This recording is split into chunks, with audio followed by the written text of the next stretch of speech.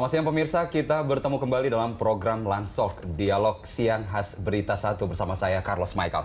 Dan saya Eliza Hasan, di mana hari ini kita akan membahas topik SIM online untuk semua.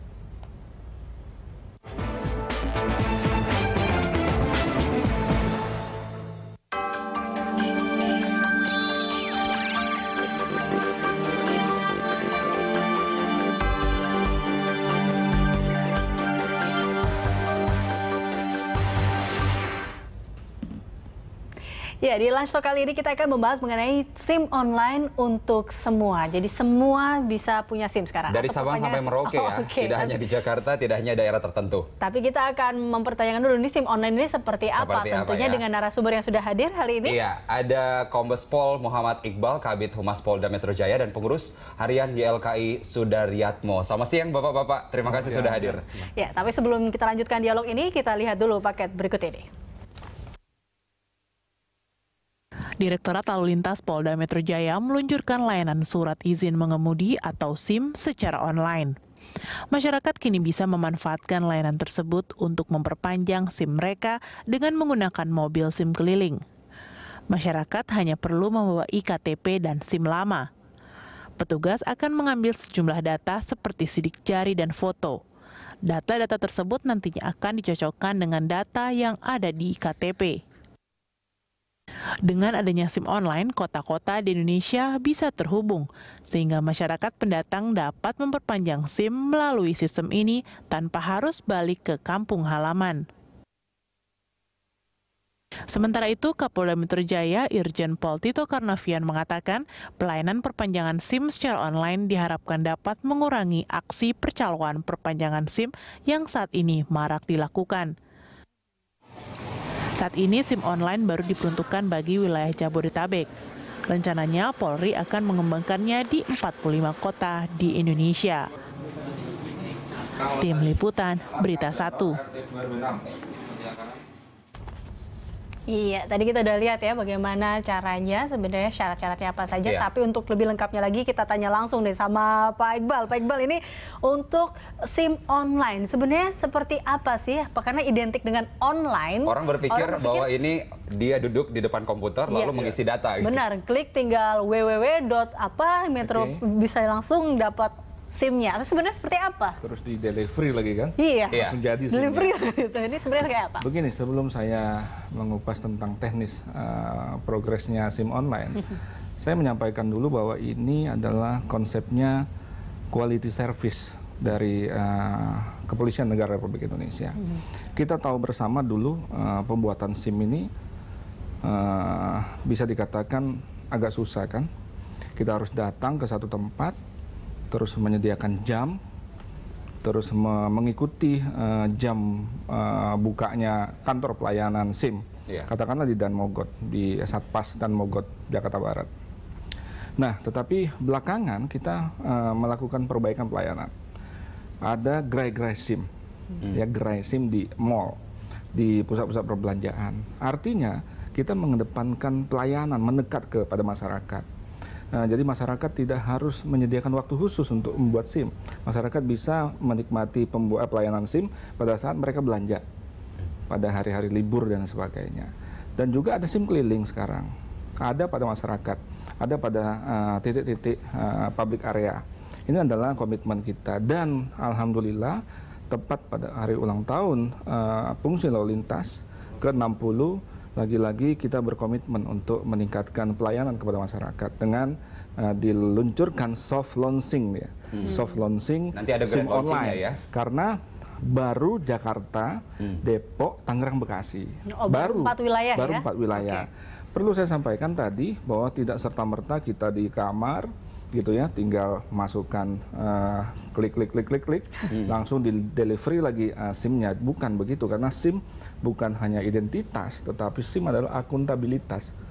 Bahwa seseorang yang memiliki SIM, dia bisa menyelamatkan dirinya sendiri dan bisa menyelamatkan pengguna jalan lainnya. Karena itu sangat bersinggungan dengan safety, faktor safety masyarakat pengguna jalan. Nah, maka dari itu SIM online, yang online-nya hanya sistemnya, Mbak. Oh, jadi online di sini online-nya sistemnya. Yang tadinya katakanlah Mas Carlos. Iya. Kan di Manado KTP-nya. Iya. Nanti ke depan seluruh Indonesia akan online. Jadi tidak perlu lagi Mas Carlos pulang ke Manado. Bayangkan berapa uang kalau beli tiket ke Manado. Hanya untuk mengurus SIM. Hanya untuk mengurus SIM. Iya. Atau mutasi lama. Iya. Nanti Mas Carlos bisa di mana saja. Pada saat liburan, di Jakarta, perpanjang SIM. Nah itu yang namanya online. Tetapi proses pentahapan SIM tidak berubah. Registrasi harus, membayar PNBP, SIM A 80.000, SIM C 75.000, dan harus ada surat keterangan dokter, dan juga dilihat bahwa masih secara fisik masih layak untuk mengemudikan kendaraan bermotor, baik itu sepeda motor maupun mobil. Dan juga ketika sudah selesai, kita datang ke kantor polisi atau gerai SIM atau SIM keliling, tetapi tidak perlu lagi kembali ke daerah sesuai KTP-nya. Daerah asal. Maka dari itu ada integrasi sistem yang terintegrasi pada saat kita launching kemarin, yaitu dari BRI, terkait dengan PNBP dan pembayarannya ke negara, juga dari kepolisian, dari Dukcapil. Maka dari itu sekarang kita masih menerima perpanjangan SIM secara online dengan menggunakan eKTP yang belum bisa. Oke, berarti ini saya ulang lagi ya, berarti Pak Iqbal, dengan kata lain ini adalah mempersingkat cara untuk membuat SIM ini ya, memperpanjang SIM. Berarti misalnya si Carlos tidak perlu pulang lagi ke Manado untuk memperpanjang SIM-nya seperti itu, tapi mereka tetap harus pergi ke kantor polisi ataupun ke gerai-gerai lainnya atau SIM keliling untuk mengurus perpanjangan SIM ini, seperti itu, dengan ada syarat-syarat tertentunya. Hanya membawa KTP atau SIM lama atau seperti itu? SIM lama, KTP, surat keterangan dokter. Mereka harus registrasi ulang lagi atau seperti apa, Pak Iqbal? Tinggal tunjukkan KTP dan SIM lamanya dan langsung terintegrasi di situ. Ini berarti dengan kata lain ini adalah sinkronisasi satu data ya, bahwa data yang dulu dipakai gitu. Betul, data yang dulu dipakai, dan kita masih harus melihat secara fisik bagaimana si pemohon perpanjangan SIM itu masih sehat. Bisa saja katakanlah si Badu tahun 2015 dia sehat, 2016 dia katakanlah mengalami kecelakaan. Kalau persepsi masyarakat hanya SIM online dan segala macam, jangan-jangan tidak bisa melihat lagi. Berarti tidak ada kaki SIM lagi. online di sini bisa dipertegaskan lagi bahwa online bukan online secara online di komputer ataupun di internet, tapi adalah sistemnya. Jadi baik itu mau daftar ataupun apapun tidak secara online ya. Maksudnya daftarnya ya Pak ya, tapi mereka tetap harus ke gerai. Oke, baik. Nah ini juga kita lihat kan ini ada hanya berlaku di 4 wilayah ya. Baru 4 wilayah sampai saat ini. Tahap percobaan pertama ya. Jakarta, Depok, Tangerang, dan Bekasi. Lalu bagaimanakah jika ada warga-warga lain dari luar wilayah itu yang juga mau memperpanjang SIM-nya? Apakah mereka harus datang ke daerah, ke Jakarta? Untuk saat ini masih harus mutasi. Jadi ada data yang harus dipindahkan. Nanti kan ada data yang harus dipindahkan, masih seperti yang lama, atau kembali ke Manado. Nah, maka dari itu doakan pilih ke Jakarta, ke 4 wilayah itu, atau kembali ke daerah asalnya, seperti itu. Kita sedang, Mabes Polri dalam hal ini karena leading sektornya Korlantas Mabes Polri akan berupaya maksimal.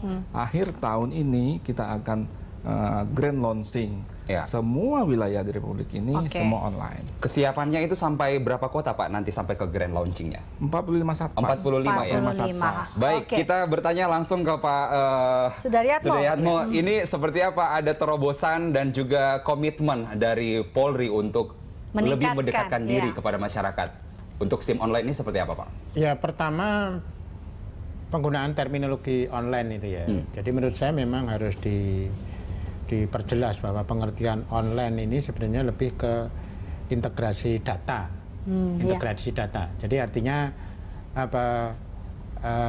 pemegang SIM yang sebelumnya itu hanya bisa memperpanjang di wilayah di mana SIM itu KTP-nya dikeluarkan, sekarang bisa lintas daerah. Saya pikir ini kemajuan yang layak kita apresiasi.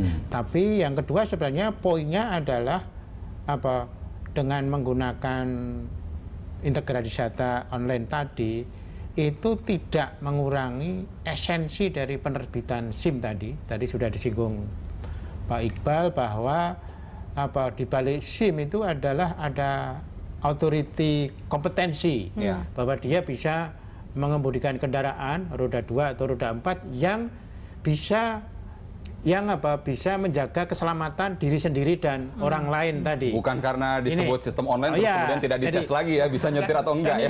Dan ini penting karena ini yang harus jadi artinya di satu sisi ada kemudahan, tapi tahapan-tahapannya tetap sama. Bagaimana memastikan orang yang mau memperpanjang SIM tadi secara fisik kesehatannya itu memang masih layak untuk mendapatkan SIM tadi. Saya tidak tahu di Indonesia, di beberapa negara itu bahkan di usia di Jepang itu di atas usia 60 tahun ke atas itu harus ada uji tambahan, Pak, yang namanya uji kepikunan. Dia pikun nggak? Kalau pikun, dia nggak berhak lagi diperpanjang.